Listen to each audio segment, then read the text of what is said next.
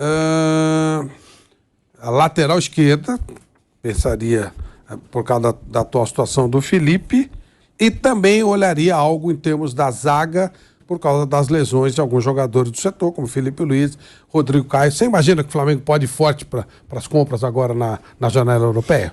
Deve contratar, acho que 3 a 4 jogadores, pelo menos. E é provável que alguns saiam também, né?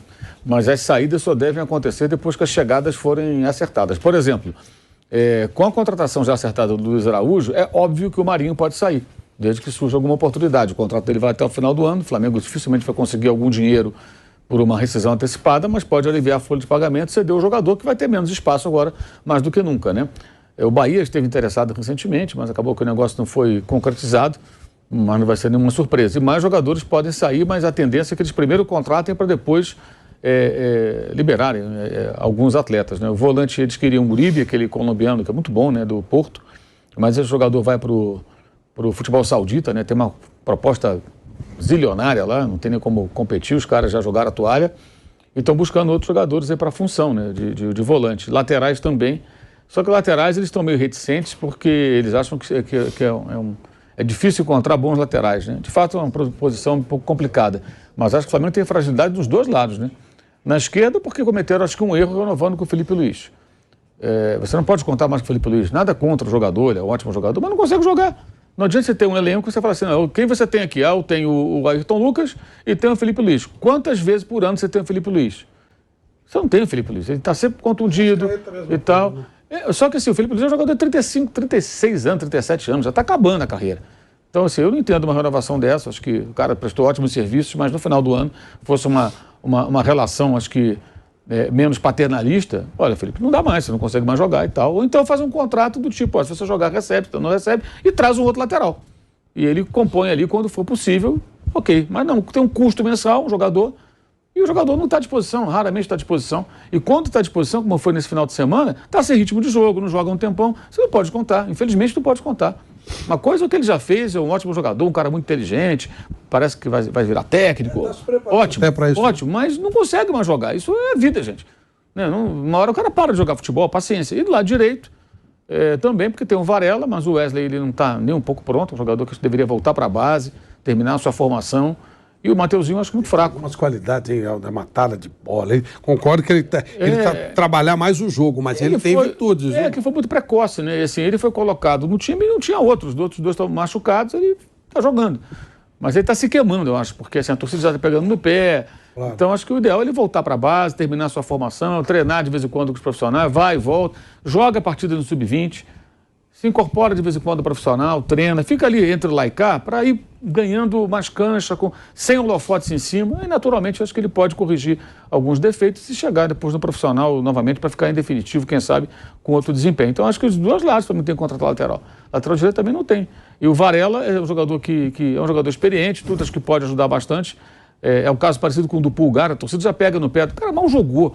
O Pulgar também mal tinha jogado, teve uma lesão, aí jogou um pouquinho, machucou de novo. Agora está jogando bem, ele é bom esse cara. Aí tiraram ele porque estava com cãibra, colocaram o Vidal Vaiarcas. Antigamente, há um mês, o Pulgar era uma porcaria. Agora ele que é o bom. Quer dizer, torcedor, assim, numa boa, nenhuma decisão de dirigente, de técnico pode se basear por arquibancada. Eu acho que isso aí é uma grande tolice. Eu costumo dizer o seguinte, se a voz do povo é a voz de Deus, Deus não entende futebol. Porque o torcedor, ele não analisa o futebol da maneira razoável, ele só fala aquilo que dá vontade. Então, assim, aí vai, por exemplo, o domingo, o São Paulo não tinha opção, só tinha um jogador do meio campo no banco, em condições de entrar, que era o Vidal. Né? Aí o cara sentiu câmeras, o Pulgar vai botar quem? Não tinha jeito, ele colocou o Vidal, o que ele tinha ali. Não foi ele que contratou o Vidal, foi o Flamengo que contratou. E a torcida queria o Vidal, né? Opa! Com aquela história... Pilhado então, né? Opa!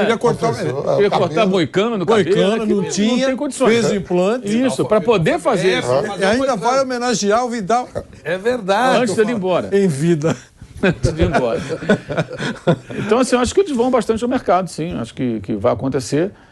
Aí tem uma situação também que até, como o Flamengo vai buscar muitos jogadores lá fora, eu acho que tem que sempre pensar no seguinte, você vai contratar no meio do ano, tem que pensar nessa temporada e mais ainda na outra.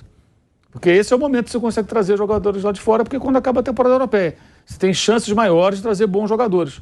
Então, não adianta pensar só nesse ano, tem que pensar mais no longo prazo. E aí tem que ser jogadores mais jovens, o perfil do Luiz Araújo acho que é razoável, cara com 26 anos, com muita lenha para queimar.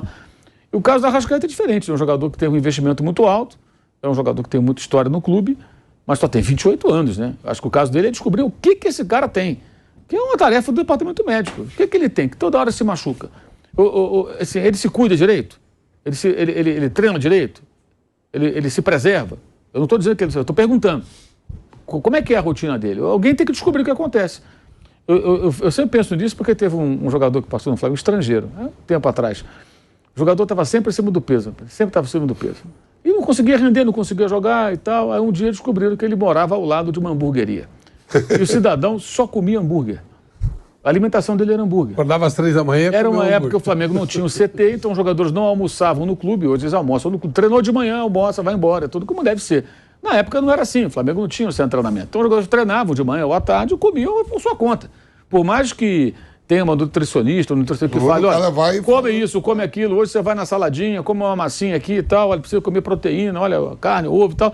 O cara ia lá e pedia aquele hambúrguer com 3 andares, aquele podrão, e mandava pra dentro. Então o cara nunca estava no peso ideal, o cara ele não tinha as proteínas necessárias, o cara não rendia, se machucava, era a alimentação do cara. Foram descobrir por acaso, uma pessoa do clube viu o dia que ele morava, que ele viu que ele estava toda hora lá.